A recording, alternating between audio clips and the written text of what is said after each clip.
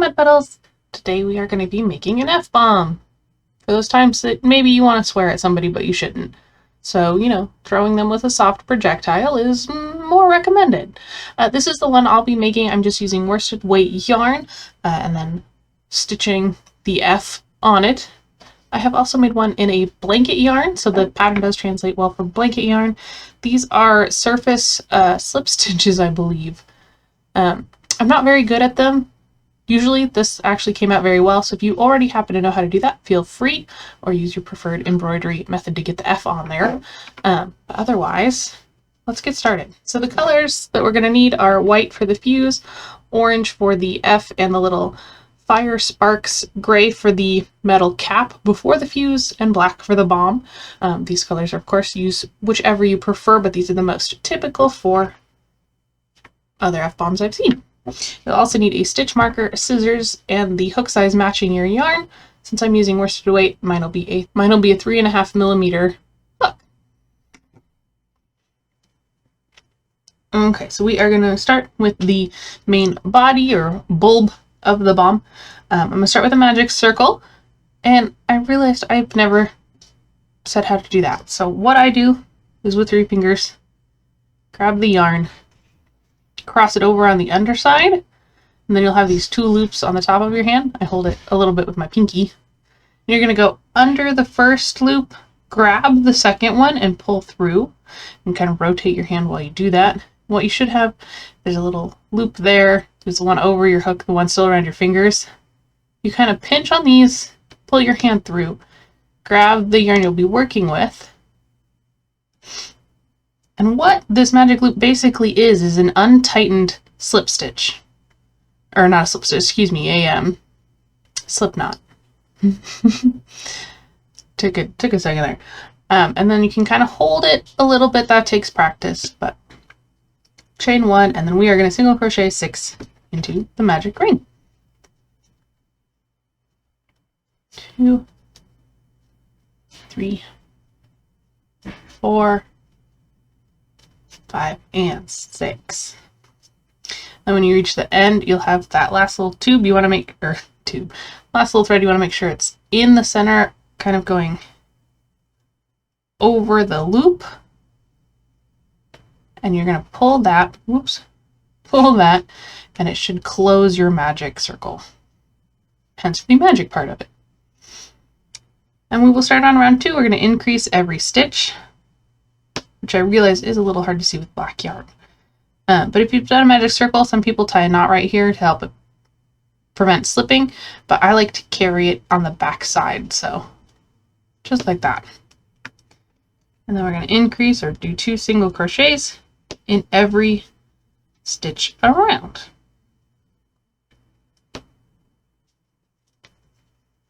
$11 and 12. And then for round 3, we're going to increase and single crochet. Repeat that around. For end row count of 18. So single crochet and then increase. 1 and increase.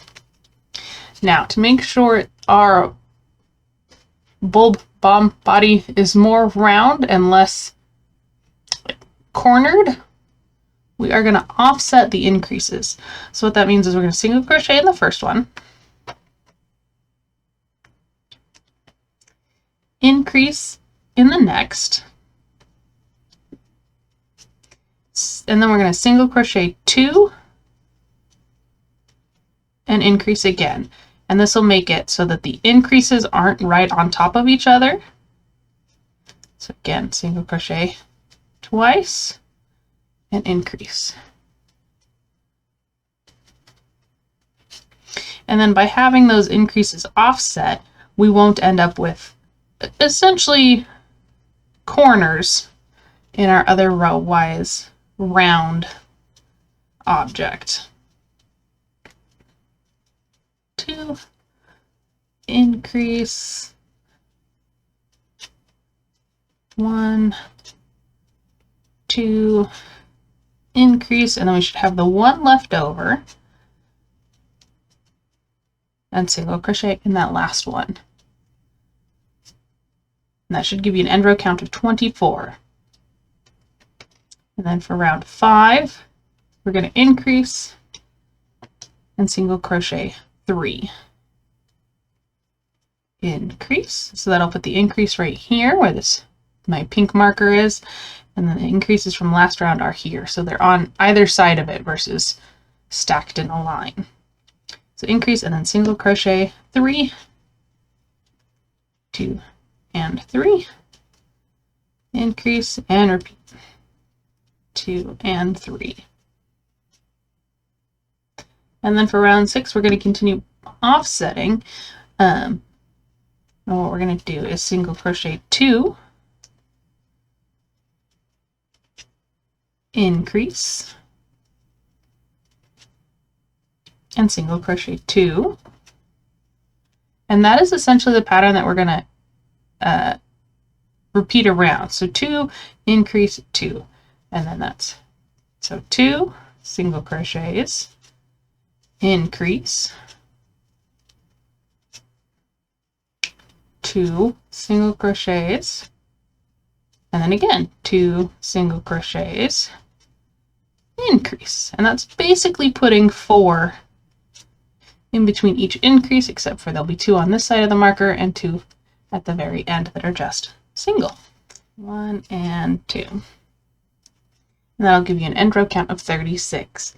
Now for round 7 to 14, we're just going to single crochet in each stitch around.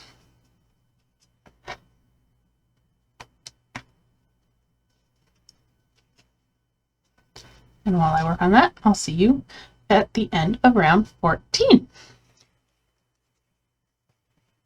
And as I finish round 14 of the single crochets, just wanted to let everybody know any of my patterns, free, paid for, whatever, you are free, of course, to sell the finished objects from. I just ask that you credit me as pattern maker and use your own pictures. But if you do make the stuff for your personal self, for your friends, for your sell-ins, whatever you're doing, definitely tag me on social media at Med's Yarn. I would really love to see it. I think it's just so cool. You made something that I made. Awesome.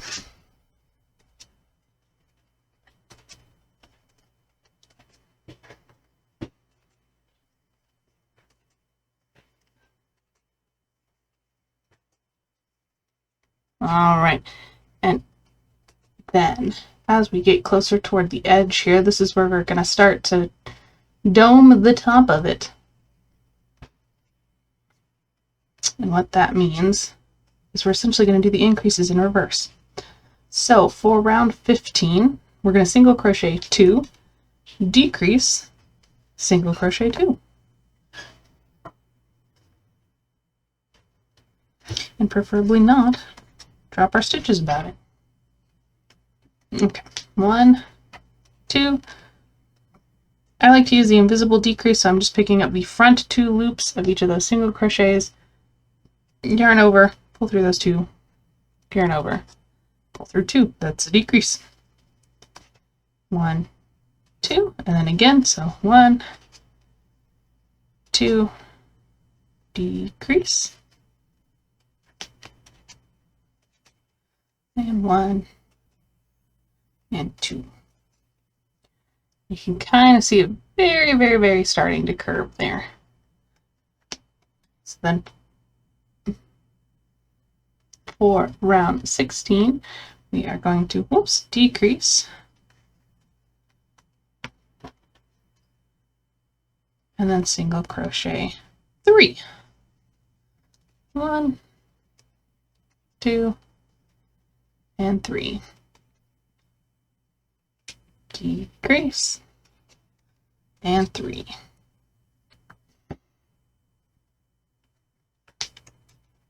And then for round 17, we're going to single crochet 1, decrease,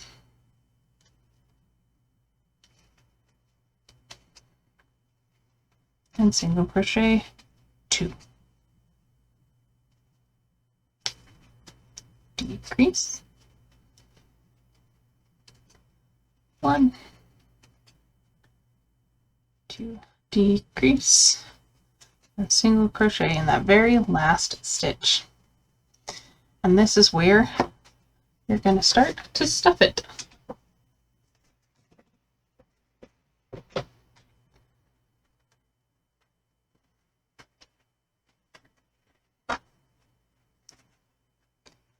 Now, if you are doing surface single or surface slip stitches or any sort of embroidery where you'd need the back side of your work accessible, this is where I would embroider the F, because you can see where the curve edge of the ball part is. So it's a great stage for that. Since I'm sewing mine on in a very basic manner, I can do that at the very end. I like mine to be stuffed nice and firm so that we can shape it into more of that ball shape even better. Okay, so then for round 18, we're going to decrease and single crochet 1, repeated around. Decrease 1, and 1. And then for round 19, we're going to decrease all the way around. So if you waited to stuff it, or want to make sure it's stuffed all the way, this is the last round. So definitely make sure it's as stuffed as you want it to be. There we go. And decrease.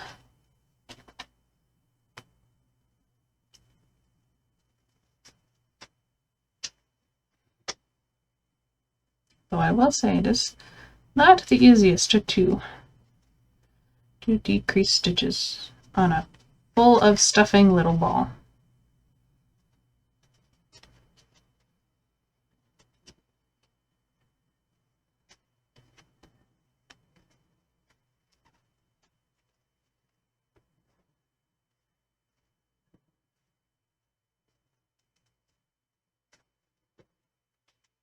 Then I'm going to slip stitch and chain 2 and cut with some extra thread so I can sew that little tiny hole at the top closed.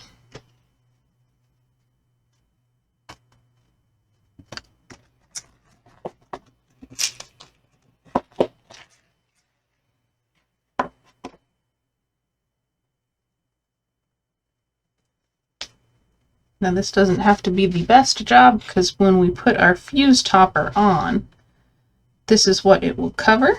So if you don't even want to sew it closed, I suppose you don't have to.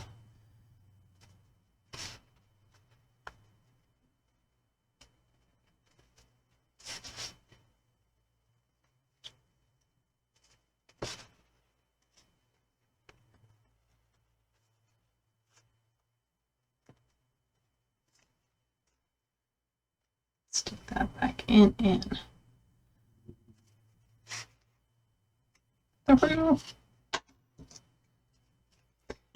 Cut the excess thread, give it a little squish and roll, and there we have our main bomb body. So the next step is going to be to make the fuse. Don't need that black yarn anymore. So we don't need that black yarn anymore. And we are going to start with gray. So with that gray again, we're going to make a magic circle. And single crochet 6. 1, 2, 3, 4, 5, and 6. And then we are going to increase in every stitch around.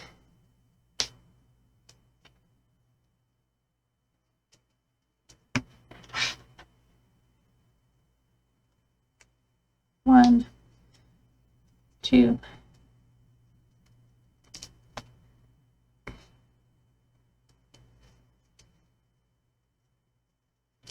3. All right. And then for round 3, we're going to increase and single crochet. And that'll give us the end row count of 18. So increase and single. Increase 1, increase and 1. Thank you for bearing with me. Okay, and then round 4. We are gonna single crochet in just the back loops of those stitches, or of the stitches of the previous row. Get your little V's, and in the back loop only, just like that. Hopefully that's not too blurry. If it is, my apologies.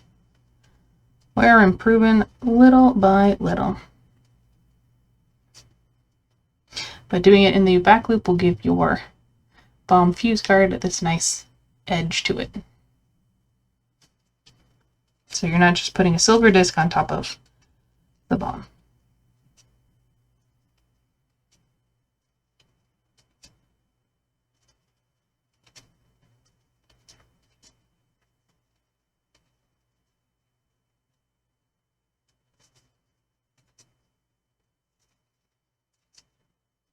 Okay, and then we are going to finish off, slip stitch, chain 2, and leave a long tail for sewing. I'm not going to sew it on quite yet, because before that we are going to add the actual not cotton fuse. So with white, we're just going to start with a slip stitch, or a slip knot and a loop on your hook, and then chain 4. 1, 2, 3, and 4. And then in the second chain from your hook, I'm going to turn and single crochet across. 1,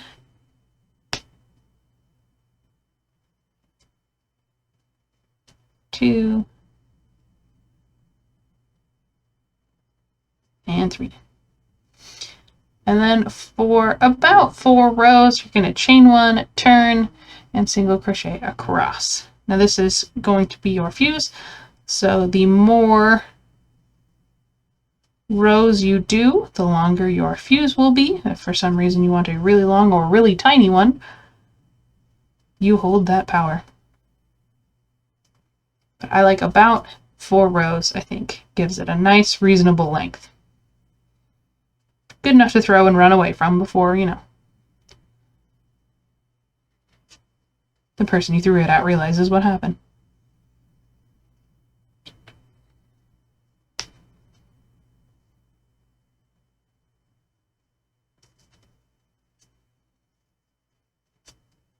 And across, then we're going to chain 2 and cut the end with just enough to weave it back in so we don't have a crazy white end hanging around.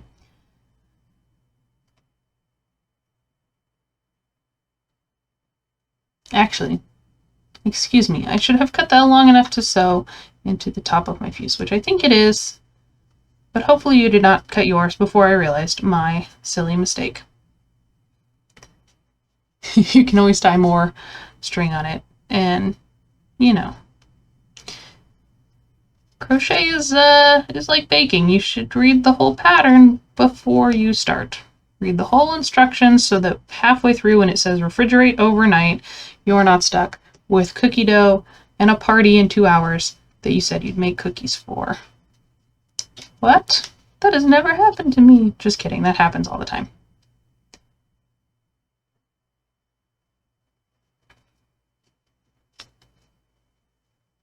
Okay, so we're going to weave this thread in a couple of times, tie a knot in it, maybe.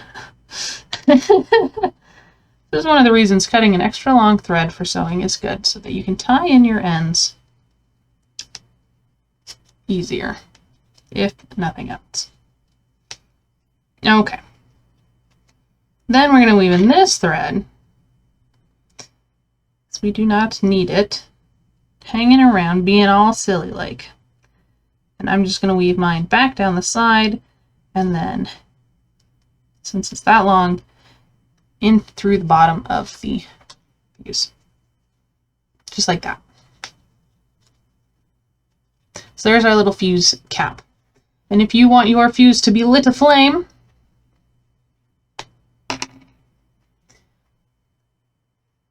I cut about this long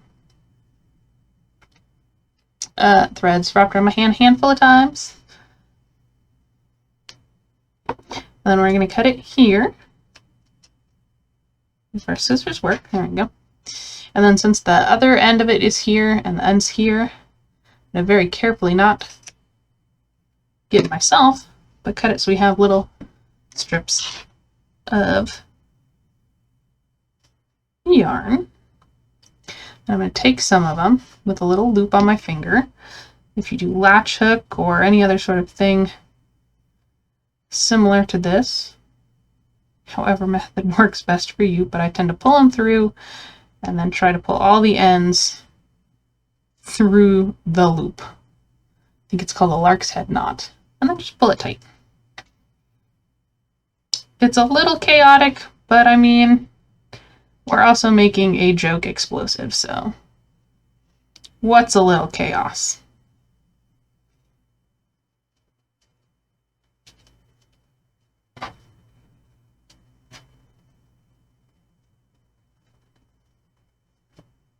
And it looks like I cut more ends than necessary. And these ones look fine, just like that. You can cut these to a little bit shorter length. I think mine are a little long. Save these scraps for stuffing. I think about right there.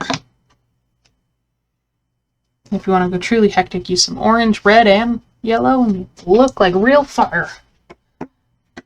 All right.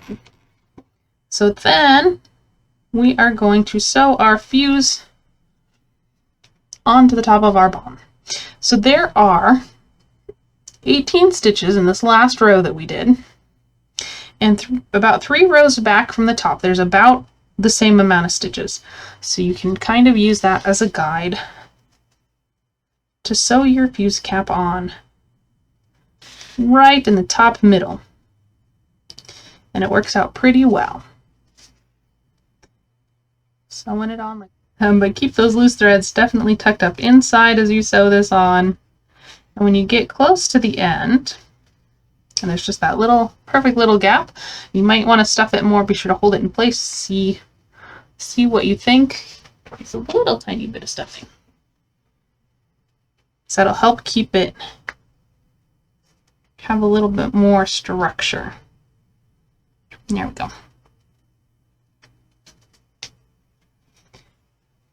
And then after this, we'll sew on the F and make it fudgin' complete. That's what it is. It's a fudge bomb filled with chocolate deliciousness. It's not an inappropriate word at all.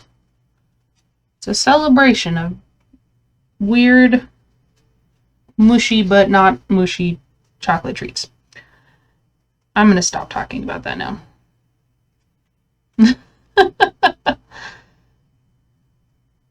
There we go. That last stitch is always the roughest. And then I'm going to thread my gray yarn up back through so you can do a couple thread throughs here like this so that it's even less likely to come undone. So it has to go through all those stitches. Tie a couple of knots in the thread, back through the project, and then cut off the extra. Okay, now if you wanted to leave like that, of course, you can. Good for cosplay or, I don't know, do they use this kind of thing for LARPing? I've never been.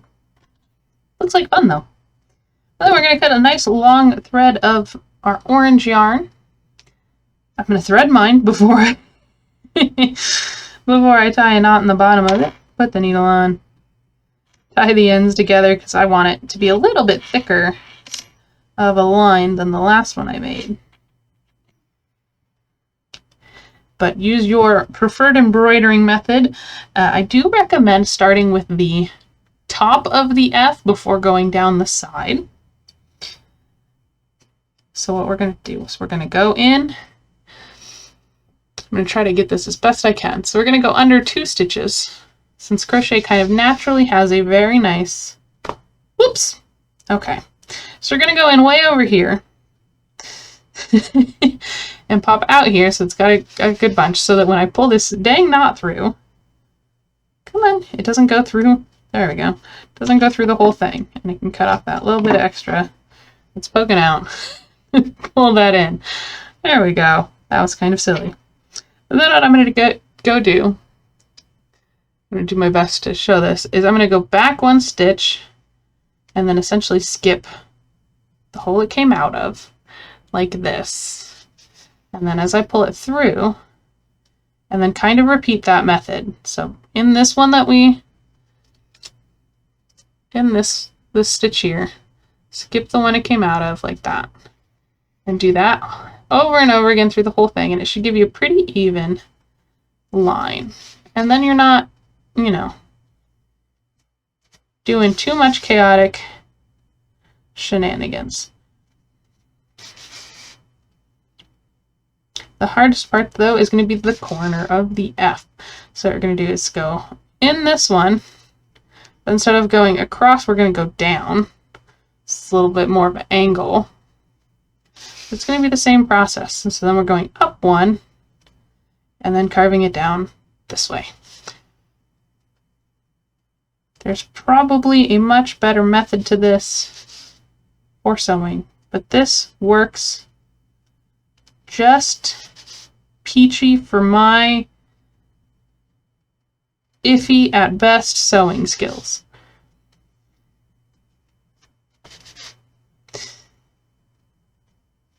And then when you get to the bottom of where your F is going to be, you're going to stick that needle back in this one, find where you want the middle line of the F to go. I think I'm going to go here since my stitches shifted over.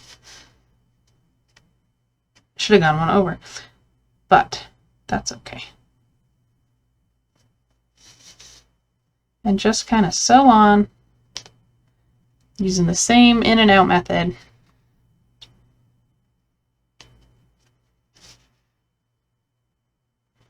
And then when you're done, I'm going to stick it all the way back down somewhere over here.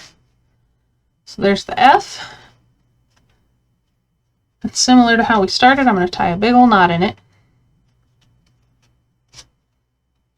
And poke my needle back in that same stitch it came from and out, sure, somewhere over there. Because then when I pull it, that knot will get poofed right inside. Pull it tight, cut the string, and then squish it. And all that stitching just disappeared. And we have our little fantastic bomb. Nice, easy, pretty quick little project. I think maybe it took me 30 minutes altogether without the edit while I did the whole bunch of stuff. But hopefully you make one, hopefully you like it, and it's funny. It's a great gag gift, honestly. Good for, you know, jokingly throwing or dropping. Oh no, look at me, dropping F-bombs everywhere. Again, be sure to tag me on social media if you make your own. Feel free to make and sell them, of course, with credit. Use your own pictures. Have a fantastic day. Okay, love you all. Bye.